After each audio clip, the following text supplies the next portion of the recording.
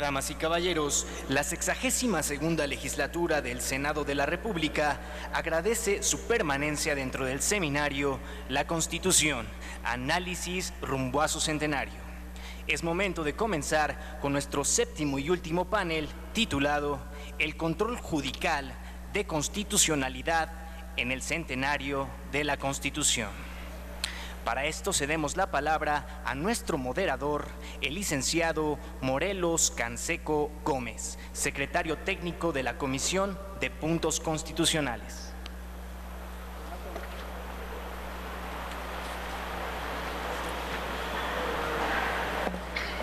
Muchas gracias. Le reitero en nombre del Senado de la República nuestro agradecimiento por su presencia. Doy cuenta que el moderador de esta mesa, don Fernando Torres Graciano, se disculpa con ustedes por no poder estar en este momento aquí. Contratiempos propios de la agenda senatorial le han impedido moderar esta mesa, y con mucho gusto vamos a atender su petición de actuar en su nombre. Me es muy grato para abordar el tema del control judicial de la constitucionalidad en nuestro país, de dar la bienvenida a tres investigadores destacados de la academia de nuestro país: al doctor Julio Ríos Figueroa, doctor en Ciencia Política de la Universidad de Nueva York, investigador de la División de Estudios Políticos del Centro de Investigación y Docencia Económica, especialista en instituciones políticas comparadas y particularmente investigando ahora en diseño institucional e interpretación judicial en América Latina. Al señor doctor don Imer Flores Mendoza, investigador de tiempo completo del Instituto de Investigaciones Jurídicas de la Universidad Nacional Autónoma de México, investigador nacional del Sistema Nacional de Investigadores, especialista en Derecho Constitucional, en Filosofía y en Teoría del Derecho, y con una amplia experiencia docente y de estudio, sobre todo en Derecho Comparado, electoral, parlamentario, desde luego constitucional y procesal constitucional. Muy bienvenido, doctor Flores. Y también dar la bienvenida al doctor Eduardo Castellanos Hernández, investigador visitante del Instituto de Investigaciones Jurídicas de la UNAM, maestro en Administración de la Universidad de París y doctor en Estudios Políticos con especialidad en Justicia Electoral, donde tiene una amplia actividad, me refiero a la materia electoral, una amplia actividad particularmente editorial, con un seguimiento puntual a toda la historia constitucional de las reformas políticas de nuestro país, desde antes, pero sobre todo a partir de 1977.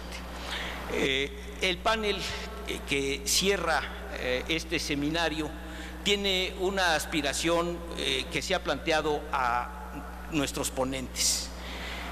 El principio de la supremacía de la Constitución entraña el llegar a los métodos, mecanismos, procedimientos de vigencia efectiva de la norma suprema, el control de la regularidad constitucional, donde hay una experiencia rica en nuestro país, apareciendo en 1847 con el Acta de Reformas, pero fortalecida de manera fundamental a partir de 1994 con el replanteamiento de la estructura de la controversia constitucional, la aparición de las acciones de inconstitucionalidad y posteriormente en materia electoral el juicio para la protección de los derechos político-electorales del ciudadano y el juicio de revisión constitucional electoral.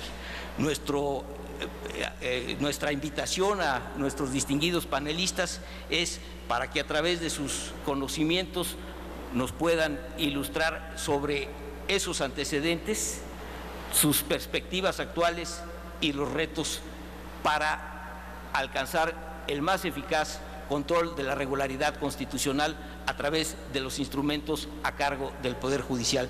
Sean todos ustedes muy bienvenidos y cederé el uso de la palabra al doctor Julio Ríos Figueroa. Muchas gracias por su presencia, doctor.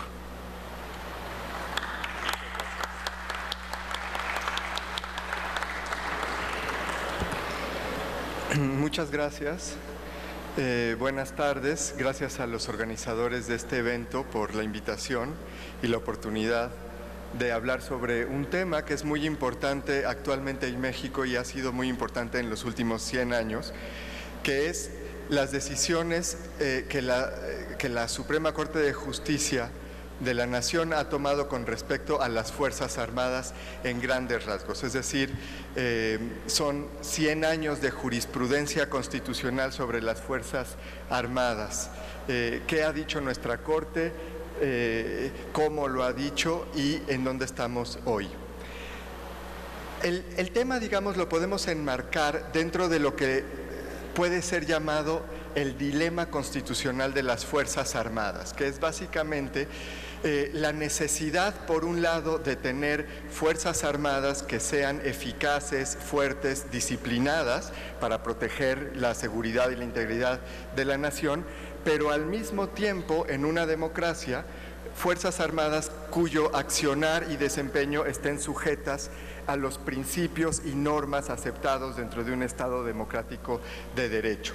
Es decir, el dilema es cómo se logra esta fuerza, pero acotada, por así decir, encauzada dentro de los límites del derecho. Este dilema está presente en todas las democracias, pero en lugares como nuestro país actualmente tiene una especial dimensión y las consecuencias de cómo se maneja este dilema son mayores dado que estamos viviendo una situación de crisis de seguridad interna en donde las Fuerzas Armadas están participando. La siguiente, por favor. Entonces, la pregunta a grandes rasgos, lo que les voy a presentar aquí es el resultado de una investigación que está por publicarse en un libro en donde yo comparo largos periodos de jurisprudencia constitucional sobre este tema en México, Colombia y Perú. Voy a hablar solamente del caso de México y lo que hago es decir, bueno, ¿qué pueden hacer las Cortes Constitucionales en situaciones de crisis de seguridad interna en donde las Fuerzas Armadas están participando? Una primera postura es nada, que no hagan nada. Los jueces no son los actores políticos adecuados para intervenir en este tipo de crisis que son inherentemente políticas, y ante estas situaciones es mejor que los jueces se mantengan al margen. Otra alternativa es el polo opuesto. Los jueces en estas circunstancias lo que tienen que hacer es limitar sin dudar las acciones, el poder político, las acciones de los agentes del Estado encargados de aplicar la fuerza. La perspectiva que tomo en el libro y que la retomaré un poco al final de la plática es una tercera perspectiva que dice, y sí, cámbiala, sí, que dice, bueno, no se deben de marginar las Cortes, pero tampoco deben de limitar estrictamente el accionar de los actores del Estado, sino que deben de, en cierto modo, ayudar tanto al gobierno civil como a las Fuerzas Armadas a encauzar su acción dentro de los límites del Estado democrático de derecho. Deben de servir, en particular los jueces constitucionales, como un faro, por así decir, que sirva de guía a los actores en la niebla de la guerra. Entonces, lo que voy a presentar ahora, bueno, ¿y cuál es esta niebla de la guerra? Bueno, en estas situaciones lo que sucede es que hay una gran incertidumbre respecto, por ejemplo, a las consecuencias legales de los actores encargados de pelear, ¿no? O sea, cuando si mandamos el ejército a combatir al narcotráfico, por ejemplo, y hay muertos, bajas, ¿esos muertos son homicidios o son bajas en combate? Bueno, todo depende de qué marco se utiliza para juzgar estas acciones. Hay también dudas acerca de cuáles son los límites de las excepciones que la Constitución misma establece y de los casos extraordinarios, como por ejemplo la justicia militar. ¿Qué casos debe de juzgar la justicia militar? ¿Hasta dónde la debemos expandir o cómo se debe limitar? Y por último, ¿cómo se deben de balancear principios contrapuestos que están en la Constitución, como por ejemplo la obediencia que los soldados deben a sus superiores y más cuando están en una situación de combate, con el principio de libertad que los propios soldados tienen en su desempeño. Entonces, las Cortes Constitucionales, la idea es, pueden ayudar a resolver esta incertidumbre en situaciones complicadas de conflicto armado interno. Lo que hago es, junto toda la jurisprudencia que la Suprema Corte ha emitido desde 1917 hasta 2012, y la divido por periodos que se distinguen por los niveles de independencia que tiene la Corte con respecto a los poderes políticos, el nivel de poder de revisión constitucional que tiene la Corte y el nivel de acceso qué tan accesible es la Corte para los ciudadanos comunes. O sea, en el primer periodo de 1917 a 1940 tenemos un periodo de alta independencia, relativamente alta, bajo poder de constitucionalidad, no existía la acción de inconstitucionalidad ni la controversia o una versión débil de la controversia, y la Corte era básicamente muy poco accesible para los ciudadanos comunes. Después se crea el partido que se volverá hegemónico, ¿no?, en los 30s, 40s, y en el periodo de 1940-94 lo que tenemos es una baja independencia de la Suprema Corte respecto al poder político, porque la Corte es incorporada en el sistema de partido único, bajo poder de control constitucional, más bien continúa igual de bajo que en el primer periodo, y igual de bajo el acceso. La reforma del 94 marca el inicio del tercer periodo, en donde aumenta el nivel de independencia, aumenta un poco el poder de revisión constitucional, pero el acceso a la Suprema Corte para los ciudadanos comunes sigue siendo relativamente bajo. Entonces, veamos, yo junté 680 tesis de jurisprudencia sobre este periodo, de las cuales 507 son tesis que vienen de amparos, 159 de competencias, y de conflictos de jurisdicción, y 14 por contradicción de tesis. Al dividirlas por periodo, lo primero que tenemos es, veamos una decisión que se tomó en el seno de las Fuerzas Armadas y llegó por algún motivo a la Suprema Corte. ¿Qué hizo la Suprema Corte? ¿Respetó lo que se había decidido en las Fuerzas Armadas o se rechazó, se echó abajo? En el primer periodo, de manera muy interesante, tenemos ahí la barra en azul. La mayor parte de las decisiones tomadas en las Fuerzas Armadas que llegaron a la Suprema Corte se rechazaron, se revirtieron. Mientras que en el segundo periodo, cuando la Corte pierde independencia, la mayor parte de las decisiones tomadas en las Fuerzas Armadas que se cuestionaron ante la Corte se aceptaron en la Corte, O sea, la Corte cambió su comportamiento conforme bajó su independencia. Los conflictos de competencia siguen el mismo patrón. La siguiente. La siguiente, por favor. En el primer periodo lo que tenemos es que cuando la Corte tuvo que decidir, este caso que tenemos, ¿se va a la justicia militar o se va a la justicia ordinaria?, la mayor parte de los casos, de 17 a 40, los mandaba a la justicia ordinaria, pero de 40 a 94 los mandaba a la justicia militar. Igual, cuando se pierde la independencia judicial, la Corte actúa de acuerdo a los intereses del poder político. Y después de revisar estas decisiones, un elemento muy básico que es se revierte o no se revierte, me fijo en un tema sustantivo que es la extensión del fuero militar, que es básicamente la respuesta a la pregunta: ¿quién y cuándo puede ser investigado o juzgado por la justicia militar? Y aquí tenemos que la respuesta de la Suprema Corte, de los jueces constitucionales, va de un extremo en donde puede ser teóricamente, pues nadie nunca debería de ser juzgado porque la justicia militar es inconstitucional, así se ha decidido en algunos países, porque viola el principio de unidad jurisdiccional. O sea, es una jurisdicción especial que no está integrada, digamos, al resto.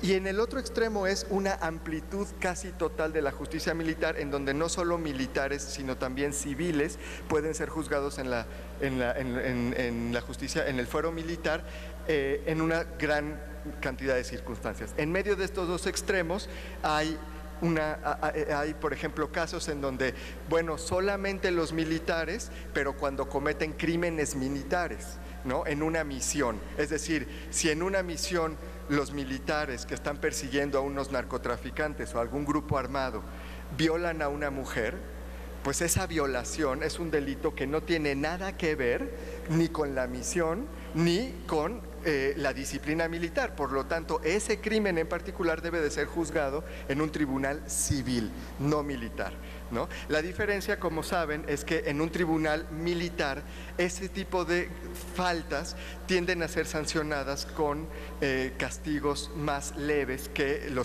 en un tribunal civil.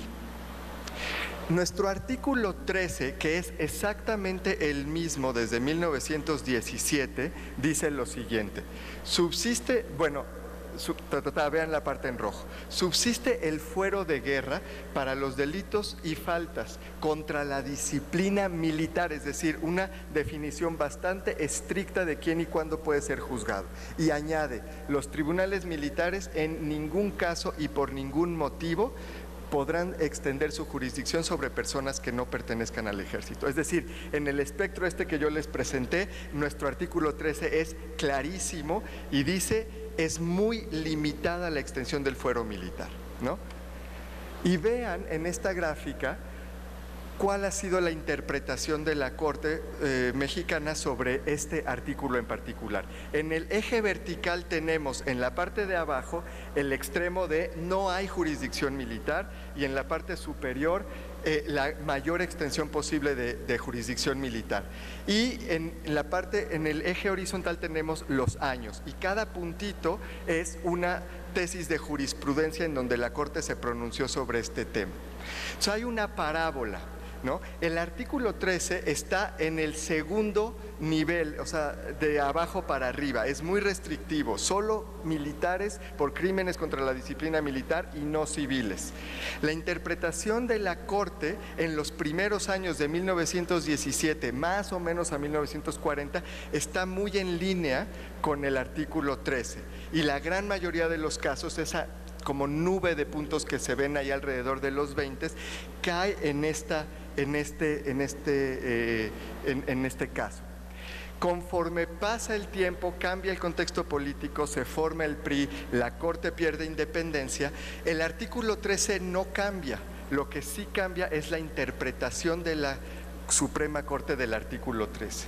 Y aquí lo que es muy interesante y que tiene que ver con el tema de esta mesa es que la Corte interpretó el Código de Justicia Militar que se hizo en 1933 de modo tal que su artículo 57, el artículo 57 de este código, que incluía una gran cantidad de delitos que nada tienen que ver con la disciplina militar, se aceptó por una interpretación un poco extraña como aceptable para lo que dice el artículo 13 en lugar de al revés. Es decir, en el control de constitucionalidad, cuando una ley es contraria a lo que dice la Constitución, lo que la Corte debe de decir es que la ley es inconstitucional y se debe de o expulsar del ordenamiento jurídico o interpretar de manera conforme con la Constitución o, digamos, algo que sujete la ley al control de la Constitución. Lo que hizo nuestra Corte a partir de los 40 y hasta hace unos años fue ajustar la Constitución al Código. Es decir, el artículo 13 no cambió, lo que sí cambió fue la interpretación de la Corte por las razones políticas que contenó, el contexto del partido, del dominio de un partido político y la pérdida de independencia de la Corte. Después del 94, de manera muy interesante, y en particular, no después del 94, sino en los años recientes, después del caso Radilla que México perdió ante la Comisión Interamericana de Derechos, ante la Corte Interamericana de Derechos Humanos y la reforma de derechos humanos, nuestra Corte ha venido otra vez interpretando estos casos de acuerdo con lo que dice el artículo 13 de la Constitución. Es decir, el fuero militar está volviendo a ser acotado. ¿Qué tanto? No lo suficiente desde mi punto de vista, y con esto quiero terminar. Si comparamos lo que ha hecho nuestra Corte, que es valioso, en particular lo que ha hecho en los últimos años respecto a este tema, con lo que han hecho otras cortes constitucionales en lugares en donde también hay un conflicto armado interno o donde hay una crisis de seguridad interna, es muy poco lo que ha hecho nuestra Corte. En particular, un tema crucial que sí quiero mencionar acá es la regulación del uso de la fuerza. Ya no solamente hay que acotar el fuero militar y, por ejemplo, decir violaciones graves a los derechos humanos jamás deben de ser ni investigados ni juzgados en el fuero militar. Eso le conviene a nuestros militares, ¿no?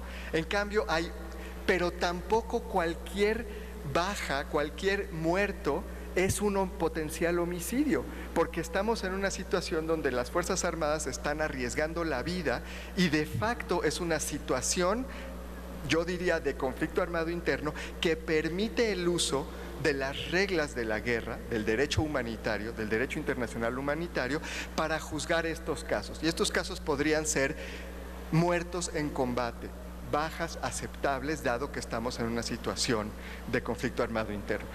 Sobre este tema, nuestra Corte no ha dicho una sola palabra y podría hacerlo, dado el control de convencionalidad, el bloque de constitucionalidad que se está construyendo y, muy importante, la situación de seguridad en la que vivimos. Otras cortes, como la de Colombia, ha hecho precisamente esto. Ante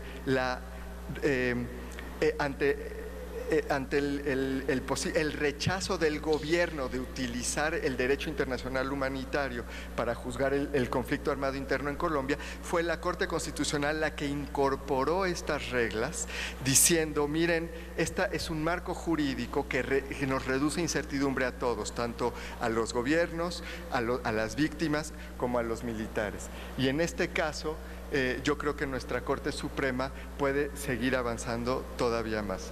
Muchas gracias.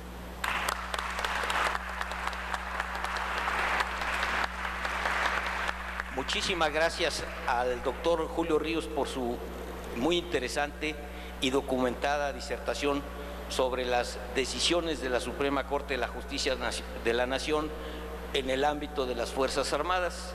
En el señalamiento clásico de Max Weber, el titular del monopolio de la fuerza legítima, en una de sus manifestaciones, la seguridad interior y el control judicial de su actuación.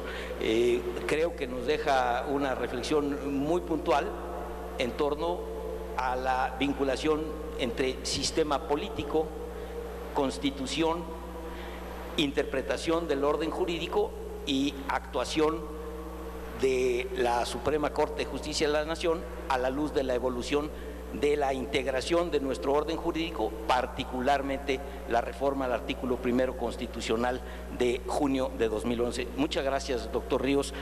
Quisiera rogarle al doctor Imer Flores Mendoza que nos hiciera el favor de hacer uso de la tribuna.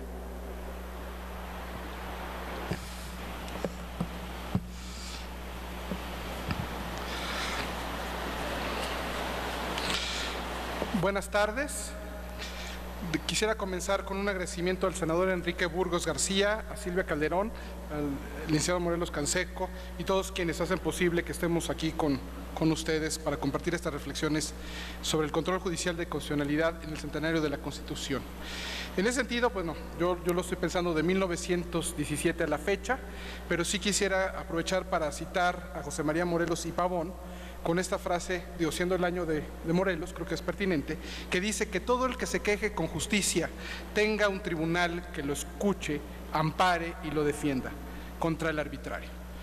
Digamos, y eso quisiera como entenderlo, como que esta historia que quiero yo reducir de 1917 para la fecha, es una historia más amplia que viene desde los propios inicios de esta república y diría yo, siendo el año de Morelos, me parecía que esa es la cita con la que habría que empezar.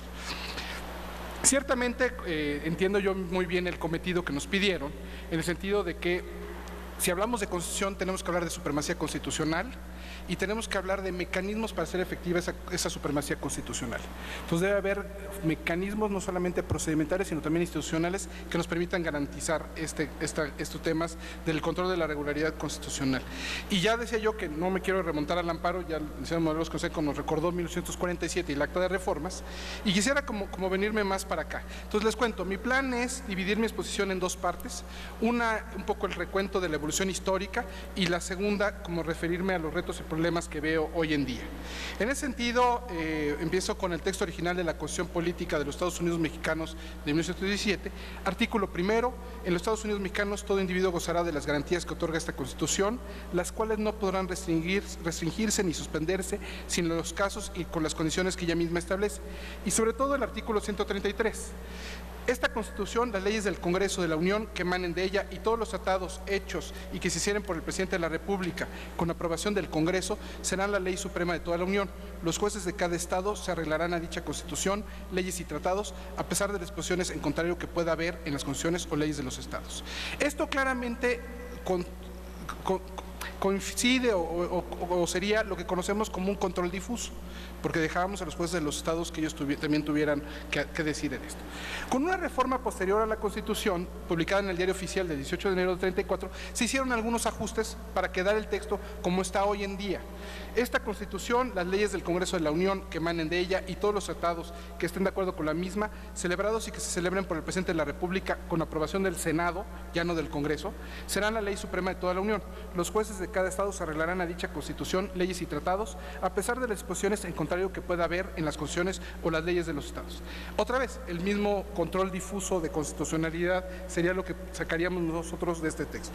No obstante, como bien sabemos, a partir de una interpretación de la Constitución, en lo que conocemos en la doctrina como una mutación constitucional, en un caso muy célebre, el ministro Gabino Fraga, en el amparo 4072 de 1941 de la segunda sala, básicamente generan esta sensación de que al único que le corresponde resolver sobre el control de constitucionalidad es al Poder Judicial Federal.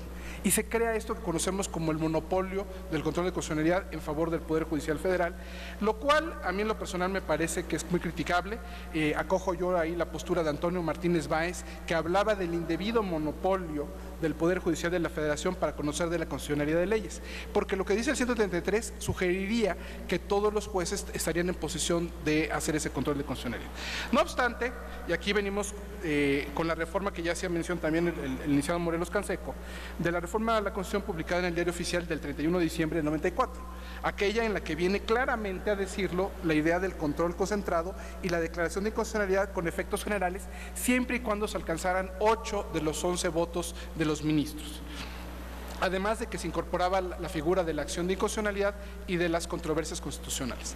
Ya no me meto mucho en detalle, pero ya el licenciado Morelos Canseco también hacía referencia al juicio de revisión constitucional que tiene el Tribunal Electoral del Poder Judicial de la Federación, y yo diría que también habría que incluir ahí al juicio para la defensa de los derechos del ciudadano, ese como otro mecanismo de control importante que tenemos, pero no me quería meter tanto a esos, pero habría que también mencionarlos ahí. Y la jurisprudencia de la Corte, y aquí cito ahorita una de 1999, donde claramente refuerza esta idea, y me permito leer un parrafito. La jurisprudencia de la Suprema Corte de Justicia de la Nación históricamente había prohibido a los juzgadores locales realizar control difuso de la constitucionalidad, porque, y cito, solo el Poder Judicial de la Federación puede hacer declaraciones de inconstitucionalidad y no tiene intervención alguna la justicia local en la defensa jurisdiccional de la Constitución, aún en el caso del artículo 133 de la misma, en relación con el 128 del propio ordenamiento, que impone a los juzgadores la obligación de preferir a la ley suprema cuando la ley del Estado o local la contraría, ya que de acuerdo con los artículos 103 de la Ley Suprema y primero de la Ley de Amparo, la constitucionalidad o inconstitucionalidad de las leyes es de la competencia exclusiva de los tribunales federales de amparo y los tribunales locales carecen en absoluto de competencia para decidir controversias suscitadas con este motivo. Insisto, esa es una resolución de 1999. Con lo cual se refuerza esta idea del control concentrado. Pero luego, además, hagan memoria, tenemos esta contradicción de tesis de 2002. Básicamente el tema es que el Tribunal Electoral del Poder Judicial de la Federación había comenzado a desaplicar normas por considerarlas contrarias a la Constitución, siguiendo la idea del 133 y además acogiéndose a esta jurisprudencia que sugería que era reservada a los tribunales federales. El Tribunal Federal en materia electoral sería un tribunal federal. Pero, no obstante, esta forma, creo yo, correcta de interpretarlo, la Corte le dijo, en un estilo muy, diría yo, francés, muy de Luis XIV, el único intérprete de la Constitución soy yo. El intérprete de la Constitución c'est moi. Entonces, en ese sentido, el Tribunal Electoral que había estado desaplicando ciertas normas, la Corte la para y le dice, ustedes no deben hacer control de constitucionalidad, ustedes no deben desaplicar normas, ustedes tienen que aplicar las normas que estén, y bueno, aquí el único intérprete de la Constitución soy yo, y el único que puede declarar la inconstitucionalidad de las normas soy yo. Lo cual me parece muy bien, eso habría que dejarlo muy claro. La facultad para declarar la inconstitucionalidad de normas le corresponde a la Corte y me parece que está muy bien, pero aquí la posibilidad de desaplicar normas por considerarlas contrarias a la Constitución me parece que debería estar entendida para otros órganos del propio Tribunal, del Poder Federal de la Nación. Ahora bien, ya el doctor Julio Ríos nos hacía referencia al caso Radilla, lo cual, digamos, se resuelve en la Corte Interamericana y tiene unos efectos para el Estado mexicano. Pero se acordaron ustedes que en un primer momento se discutía qué implicaciones tendría que tener el caso Radilla para el caso mexicano. Y era, para mi gusto, lamentable la discusión que yo veía en la Corte, porque empezaron a discutir si lo que se decide en la Corte Interamericana nos obliga, nos vincula a los mexicanos. Pues claro que nos vincula en la medida que la Corte Interamericana dicta sentencias a las cuales México de alguna forma reconoce su obligatoriedad por haberse suscrito la Declaración Americana, la Convención Americana de Derechos Humanos. Entonces hay una primera postura de la Corte muy en este tenor de pensar que el único intérprete de la Constitución deben ser ellos. No obstante, como bien saben, y ya también el doctor Morelos Canseco lo refería, se reforma la Constitución y se publica en el Diario Oficial esta reforma del 10 de junio del 2011, en donde no quisiera repetir los párrafos, digamos, ya todos ustedes la conocen, y entonces esa reforma viene a reajustar el contexto, la cancha, para ponerlo en términos metafóricos, y la Corte entre a reinterpretar. ¿Cómo deben entenderlo? Pues ahora sí, y sí me permito leer el primer párrafo del artículo primero. En los Estados Unidos mexicanos todas las personas gozarán de los derechos humanos reconocidos en esta Constitución y en los tratados internacionales de los que el Estado mexicano sea parte, así como de las garantías para su protección, cuyo ejercicio no podrá restringirse ni suspenderse salvo los casos y bajo las condiciones que esta Constitución establece. Entonces, con lo cual queda claro que tenemos unos derechos humanos que están de fuente nacional, que están en la propia Constitución, pero también tenemos unos derechos humanos de fuente internacional que vienen de estos tratados. Y como la materia es la misma, se insertan en la Constitución y tenemos esta idea como de un bloque de constitucionalidad, diría yo. Entonces, a esa reforma y el caso Rosendo Radilla, pues viene a retomar la idea de que se necesitará hacer ajustes en la forma en que entendemos y de alguna forma la idea del control difuso de constitucionalidad entra como a retomar un poco de fuerza. Y ahí es como, digamos, como un décimo momento en esta historia que les estoy contando, el magistrado de la Cuarta Sala Penal del Tribunal Superior de Justicia del Estado de Nuevo León, Carlos Emilio Arenas Batis, dictó el 8 de agosto de 2011 una sentencia en la que básicamente desaplicaba una norma legal por considerarla inconstitucional. Esto, como verán, viene en esta evolución histórica en la cual todavía tendríamos que referirnos a la contradicción de tesis 293/2011, esta contradicción de tesis, válgase la expresión, muy contradictoria de la Corte, donde por un lado reconoce el nivel o el rango constitucional de las normas que vienen de tratados internacionales en materia de derechos humanos, pero que dice que si en dado caso de que hubiera una restricción o una limitación expresa, se atenderá a lo que diga la Constitución, lo cual deja sin efectos la primera parte. Y en ese sentido, yo veo ahí como los retos, y ahí es donde, digamos, la distribución histórica creo que llegamos más o menos a este contexto, y entonces los retos que veo hacia adelante. Yo veo un primer problema en este sentido de cómo vamos a reajustar esa contradicción de tesis, cómo quedó, porque creo que tenemos que entenderlo como un bloque de constitucionalidad.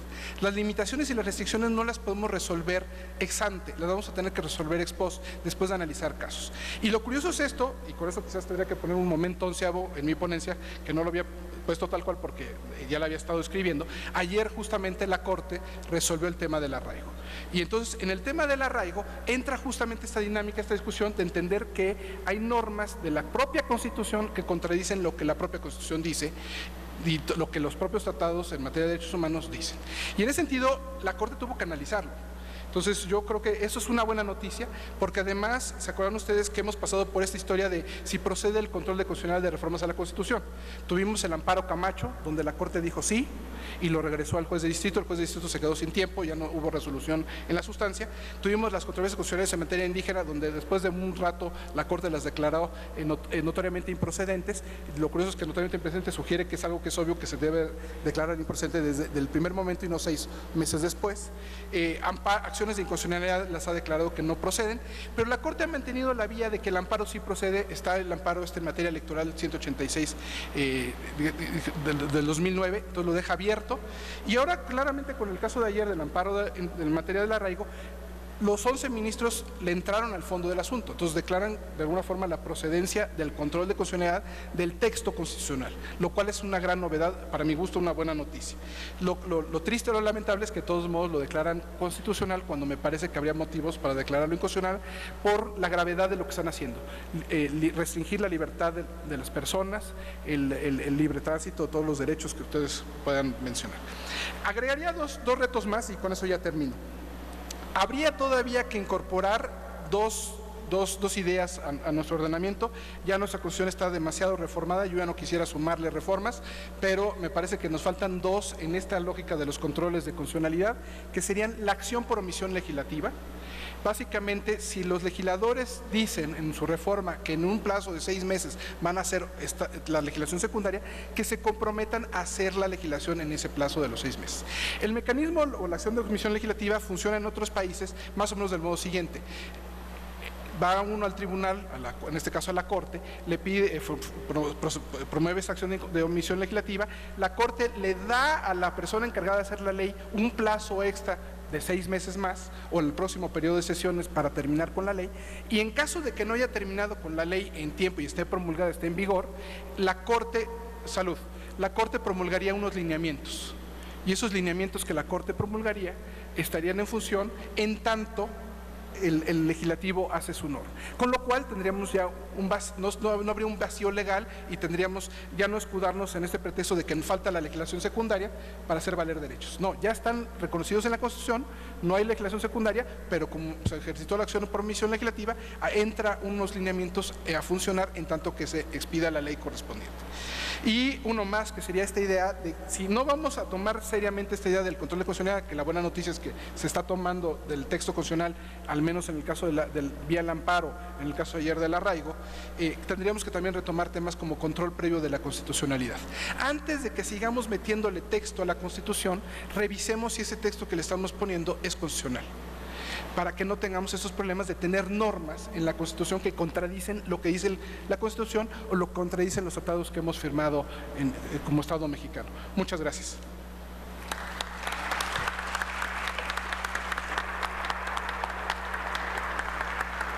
Muchas gracias a don Imer Flores por su muy documentada disertación, un recorrido como nos lo prometió a partir del dictum de José María Morelos y Pavón sobre la justicia, los antecedentes históricos y los retos presentes del control de la constitucionalidad, pasando por las interpretaciones del control difuso, del control concentrado, no declarar la inconstitucionalidad, sino simplemente la inaplicación de una norma que se estima inconstitucional, y desde luego las aportaciones finales como instituciones complementarias al control de la constitucionalidad. Muchas gracias por su participación, doctor.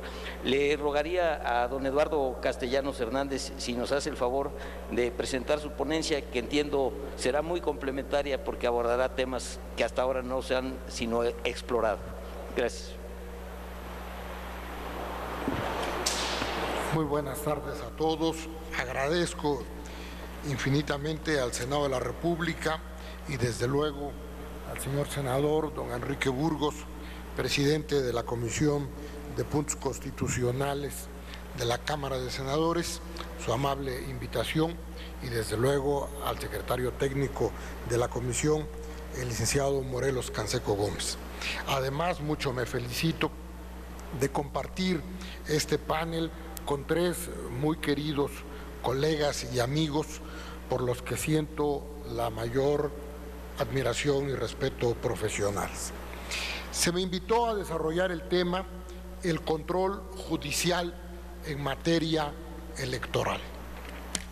El plan de la exposición incluye antecedentes constitucionales de la solución de controversias en materia electoral, las reformas constitucionales de la transición y alternancia democráticas, el control difuso de la constitucionalidad y de la convencionalidad en materia electoral, el impacto de las sentencias de la Corte Interamericana de Derechos Humanos en las sentencias del Tribunal Electoral del Poder Judicial de la Federación y, si el tiempo nos alcanza, finalmente una reflexión sobre el futuro previsible y el futuro deseable del control judicial en materia electoral. La tesis central de mi exposición señala que el principal desafío para el desarrollo del control judicial en materia electoral, de manera paradójica, radica fuera del andamiaje normativo y de alguna manera también del institucional, estrictamente electoral, habida cuenta el cambio de paradigma jurídico constitucional que ya se ha comentado varias veces a lo largo de este seminario con motivo de la reforma constitucional del 10 de junio de 2011 en materia de derechos humanos. De manera específica, me refiero a su consecuencia más importante en el ámbito que ahora nos ocupa, al control difuso de la constitucionalidad y de la convencionalidad en materia electoral. Y tengo una tesis subsidiaria que pongo a consideración de ustedes. En nuestro país, durante un largo periodo, los derechos político-electorales, para efectos prácticos, no fueron considerados derechos humanos. Una vez que lo han sido, es conveniente explorar y fortalecer todas las vías para garantizar su protección. En primer lugar, la más importante de ellas, habida cuenta su carácter vinculante, el control judicial. En el largo periodo, el control administrativo, el control político, el control penal de las controversias electorales aparece desde la Constitución de Cádiz.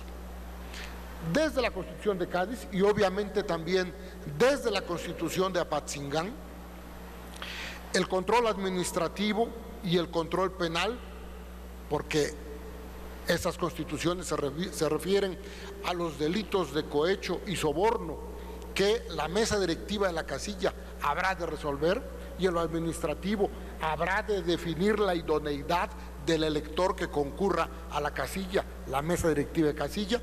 Esa solución de controversias se inicia desde que se inicia la historia constitucional misma de nosotros, antes de ser Estado-Nación y con el primer documento constitucional. El control político igualmente se inicia con la Constitución de Cádiz y con nuestras primeras constituciones a través de los colegios electorales de las cámaras. Y el control judicial, como ya se ha comentado aquí por mis tres colegas presentes en el panel, el control judicial se va a iniciar a partir de que después del acta de reformas, después del voto particular de Mariano Otero y con el establecimiento del amparo, la regulación del amparo, surge la tesis de la incompetencia de origen. ¿Y qué dice la tesis de la incompetencia de origen? Simplemente señala que el amparo es procedente para modificar las resoluciones de los colegios electorales de las cámaras durante la presidencia del ministro Iglesias. Pero muy pronto, bajo la presidencia del ministro Vallarta, se va a abandonar ese criterio jurisprudencial y se va a establecer por vía jurisprudencial y por vía legal la tesis de la improcedencia del juicio de amparo.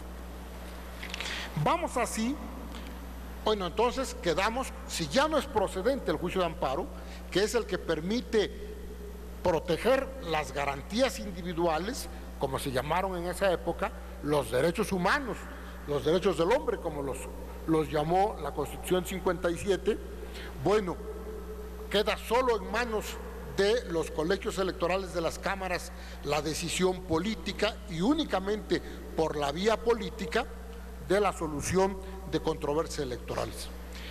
Tenemos que tardar más de 100 años para llegar al control judicial electoral a través de las reformas constitucionales de la transición y alternancia democráticas de nuestro país el siglo pasado.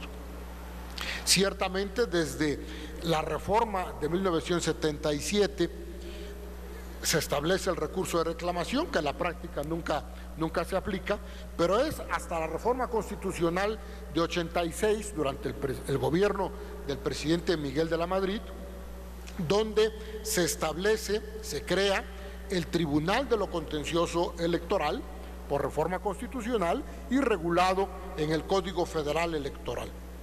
Posteriormente, con las reformas de 89-90, se crea el Tribunal Federal Electoral, sigue habiendo como última instancia los colegios electorales de las cámaras, pero en la reforma constitucional de 1993 se crea la Sala de Segunda Instancia del Tribunal Federal Electoral y ya el colegio electoral solamente queda como última instancia para la elección de presidente de la República. Pero incluso este colegio electoral va a desaparecer totalmente con la reforma constitucional de 96 y la creación del Tribunal Electoral del Poder Judicial de la Federación como órgano especializado del Poder Judicial Federal. Todavía vienen en el ámbito organizacional dos reformas posteriores.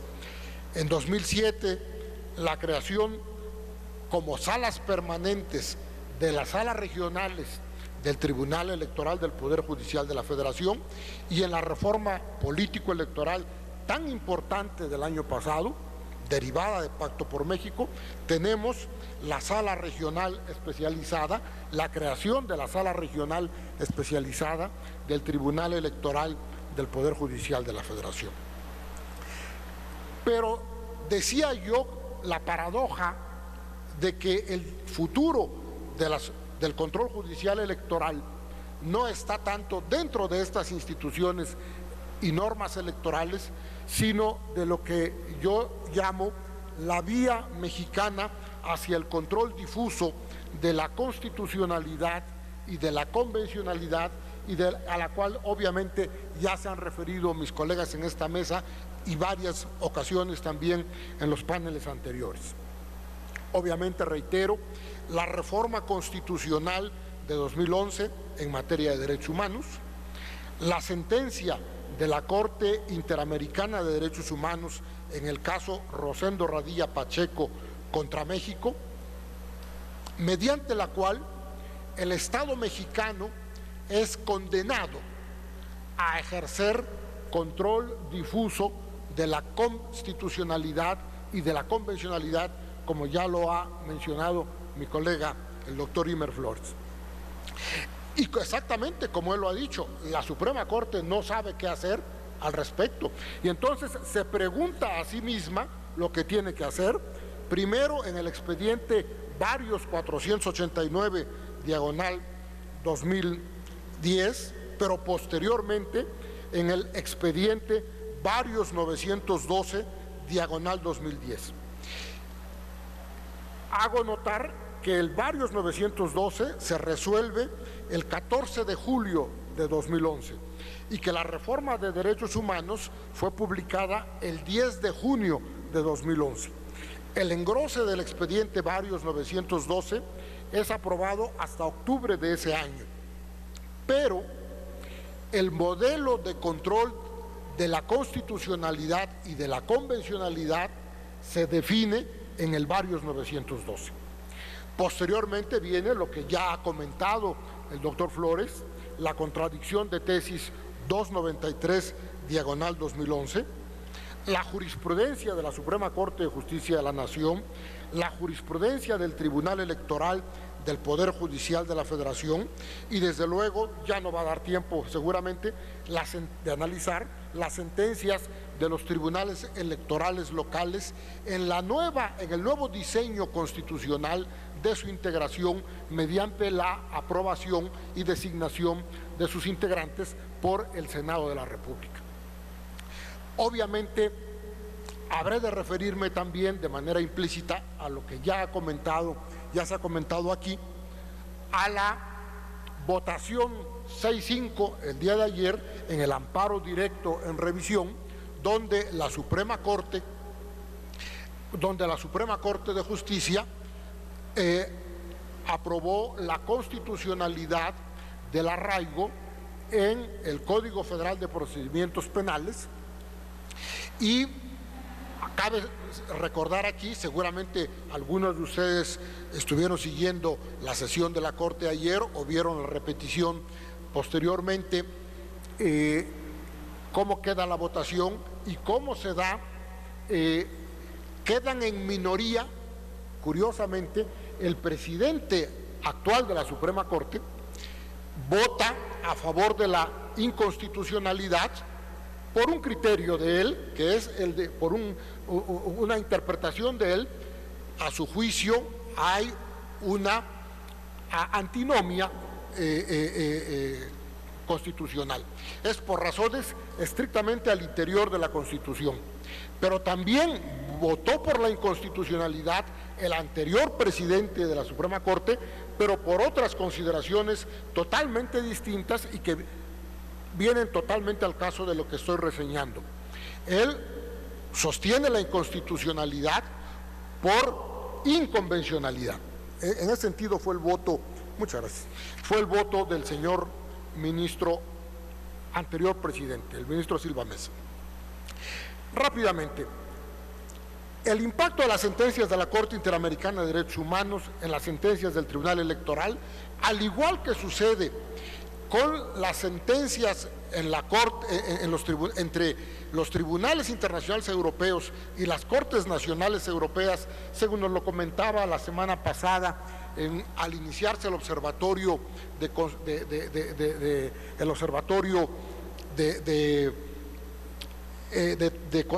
sentencias internacionales por parte del Instituto de Investigaciones Jurídicas de la UNAM, la doctora Laurence Bourgeois-Larsen, profesora de la Sorbona de París, pero también presidenta del Tribunal Constitucional de Andorra, señalaba la concordancia, la discordancia y la inconstancia.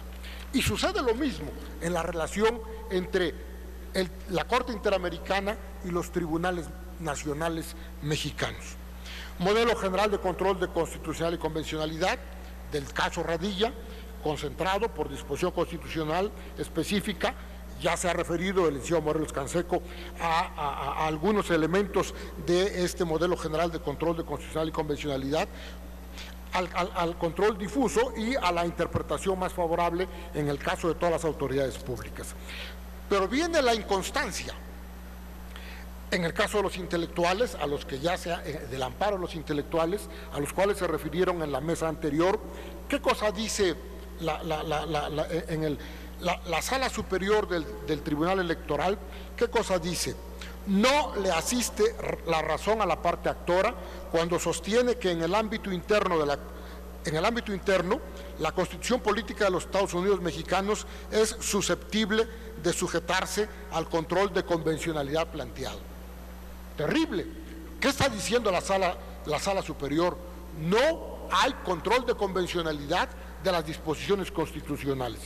¿Y qué nos dice la contradicción de tesis? Nos dice la 293/2011 nos dice exactamente lo mismo. Cuando en la Constitución haya una restricción expresa al ejercicio de los derechos humanos, se debe estar a lo que establece el texto constitucional. Y fue lo que dijo la mayoría de 6-5 ayer en su votación. Ciertamente hay algunas tesis que nos van abriendo el camino hacia una mayor aplicación del control difuso de constitucionalidad y convencionalidad.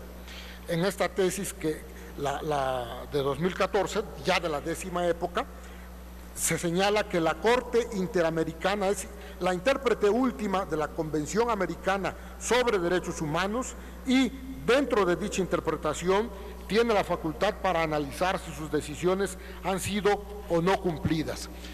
Es decir, que todos los jueces mexicanos, al final de cuentas, son jueces interamericanos y se tienen que sujetar a los criterios que señale la Corte Interamericana. En el futuro previsible y el futuro deseable de esto, y estoy terminando, licenciado Canseco, la semana pasada también el director del Instituto Max Planck de Heidelberg, Alemania, el doctor Armin Bogdandy, nos decía en el Instituto de Investigaciones Jurídicas, con respecto a la aplicación de las sentencias de tribunales internacionales, o hay cinismo, o hay resignación, o hay ilusión, o se enfrentan los desafíos. ¿Cuál es nuestro mayor desafío, en mi opinión, en este momento? Recuerdo que en el caso Olmedo Bustos y otros contra Chile, mejor conocido como el caso La Última Tentación de Cristo, la Corte Interamericana condenó al Estado chileno a modificar su ordenamiento jurídico interno en un plazo razonable. Nada más que ese ordenamiento jurídico interno era su Constitución. ¿Qué es lo que tenemos que esperar nosotros? Que algún día la Corte Interamericana, así como ya nos ordenó ejercer control difuso de constitucionalidad y convencionalidad, un día nos ordene modificar nuestra Constitución. Y qué bueno que hay foros como este, porque esos tambores de guerra a los que se refería el doctor Lara Chagoyán hace rato en la mesa anterior, pues ya no van a sonar.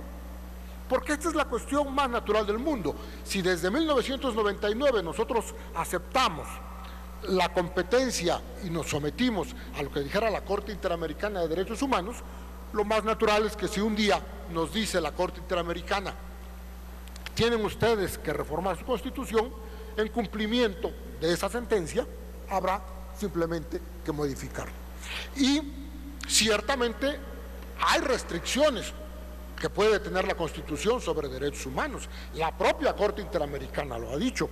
Yo cito el caso Artavia Murillo contra Costa Rica, que por cierto fue uno de los criterios que señaló en su voto concurrente el ministro Fernando Franco, que dice así: un derecho puede ser restringido por los estados siempre que las injerencias no sean abusivas o arbitrarias y que se persiga un fin legítimo y cumplir con los requisitos de idoneidad, necesidad y proporcionalidad. Ya se ha comentado aquí también en el panel anterior, en el caso Hellman, pero no específicamente el caso Hellman, yo traigo el caso Hellman contra Uruguay a colación, donde se señala que la protección de los derechos humanos constituye un límite infranqueable a la regla de las mayorías. Es decir, la triada derechos humanos, Estado de Derecho y democracia nos plantea dilemas doctrinales y políticos. Primero, entre democracia y Constitución, y desde luego recomiendo ampliamente el libro mexicano que trata mejor este tema, el libro de Pedro Salazar, La democracia constitucional, del Fondo de Cultura Económica. El dilema entre derecho y representación política, ¿sí? Y yo aquí recomiendo otro libro muy interesante, El bloque y parámetro de constitucionalidad, de César Astudillo, porque con todo este bagaje teórico tendremos elementos para definir quién, como ya se ha comentado en estas mesas, quién deberá ser el titular de la última palabra, el juez constitucional o el poder revisor de la Constitución. A mí me parece que formalmente ya está decidido que es la Corte Interamericana de Derechos Humanos. Los desafíos, rápidamente: formación y actualización, servicio de carrera, cambios legislativos, cambios institucionales, diálogo jurisprudencial, y todo eso nos lleva a un ius constitucionale comune, no de la manera bolivariana, no a la manera de la Unión Europea, sino a la manera que se ha estado comentando a lo largo de todo este seminario, a la manera de los valores y principios constitucionales, a lo que, como dijo aquí desde su discurso inaugural el senador Enrique Burgos, siempre nos hemos adherido a esos valores y principios constitucionales a lo largo de toda nuestra historia constitucional. Muchas gracias. Muy buenas tardes.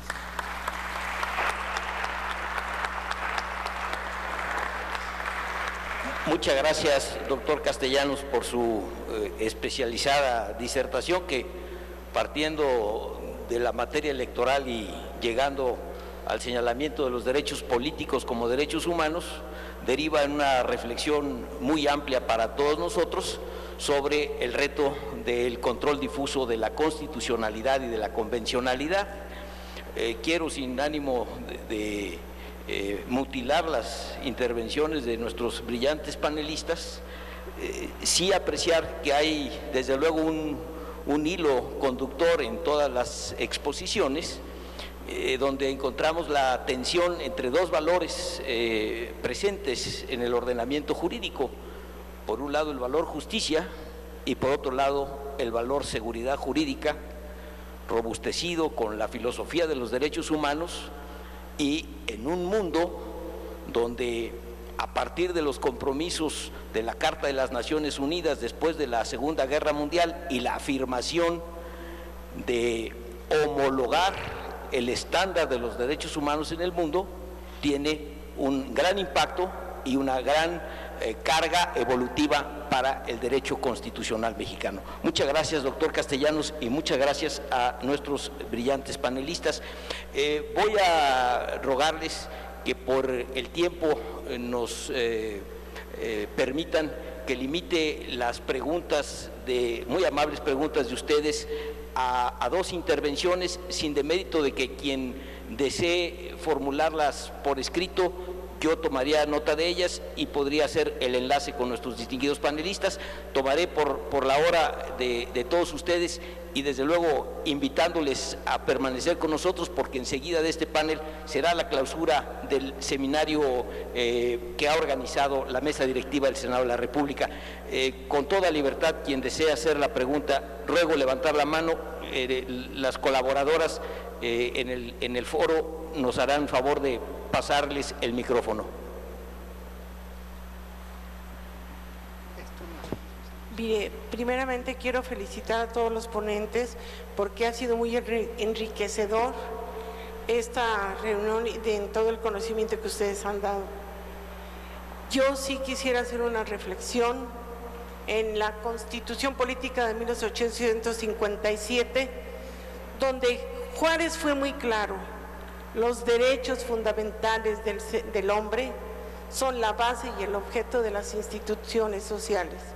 Yo creo que ahí estamos diciéndolo todo, porque los derechos humanos o los derechos del ser humano son internacionales, y dentro de la ahorita, por ejemplo, de la Interamericana de los Derechos Humanos, va a ser muy importante lo que se está diciendo señor licenciado, porque el Tribunal Internacional Penal, que tiene 4 delitos: crímenes de guerra, agresión, genocidio, yo creo que es bien importante que se tomar muy en cuenta el evaluar y calificar los derechos humanos.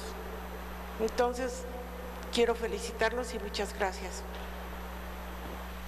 Muchas gracias por su comentario. Les agradezco nuevamente su asistencia, rogándoles nos acompañen en el momento en que será un honor entregar los reconocimientos a nuestros distinguidos panelistas, y para proceder a la ceremonia de clausura de este seminario académico. Muchas gracias. De esta manera se llevó a cabo este panel, el control judicial de constitucionalidad en el centenario de la